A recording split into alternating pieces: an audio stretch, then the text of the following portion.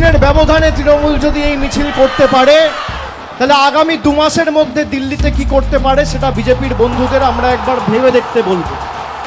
এই মমতা বন্দ্যোপাধ্যায় 21শে জুলাই যে আন্দোলন কলকাতার বুকে হয়েছিল,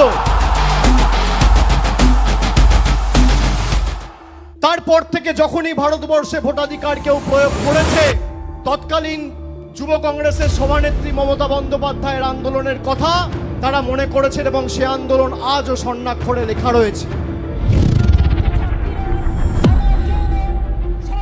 জননেত্রী মমতা বন্দ্যোপাধ্যায়ের ইতিহাসের পাতায় চোখ রাখলে যে সকল সংগ্রামের উত্তাপ আজও আমাদের উজ্জীবিত করে, তার মধ্যে 1993 সালের 21শে জুলাই অন্যতম। সিপিআইএম এর সেই রক্তচক্ষুকে উপেক্ষা করে বাংলার অগ্নিকন্যা মমতা বন্দ্যোপাধ্যায় নির্বাচনী প্রক্রিয়ায় স্বচ্ছতা আনার জন্য সচিত্র পরিচয়পত্রের দাবিতে মহাকরণ অভিযানের ডাক দেন। অর্থাৎ no EPIC card no vote. সচিত্র পরিচয়পত্রের যে দাবি, যে মানুষের ভোটাধিকার এবং মানুষের মৌলিক অধিকার থেকে মানুষকে যারা বঞ্চিত করেছে তাদের বিরুদ্ধে আমরা গর্জে উঠব।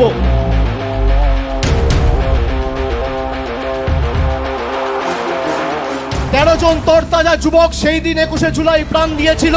কলকাতার মেয়র রোড ও রেড রোড চত্বরে অগ্নিগর্ভ পরিস্থিতি তৈরি হয়। নির্দ্বিধায় পুলিশ গুলি চালাতে শুরু করে।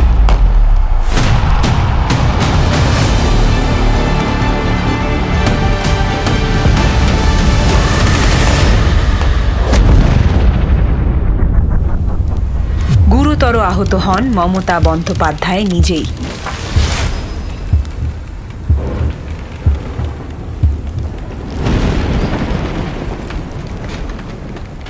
প্রাণ হারান 13 জন নিরপরাধ মানুষ, আহত হন 200-র বেশি।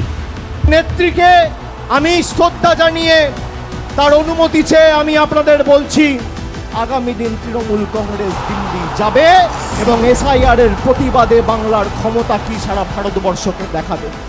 আগামী 26-এর লড়াই শুধু মমতা বন্দ্যোপাধ্যায়কে চতুর্থবার মুখ্যমন্ত্রী করার লড়াই নয়, আগামীর লড়াই বিজেপিকে শূন্য করার লড়াই, বিজেপিকে শূন্য করার লড়াই, বিজেপিকে শূন্য করার লড়াই।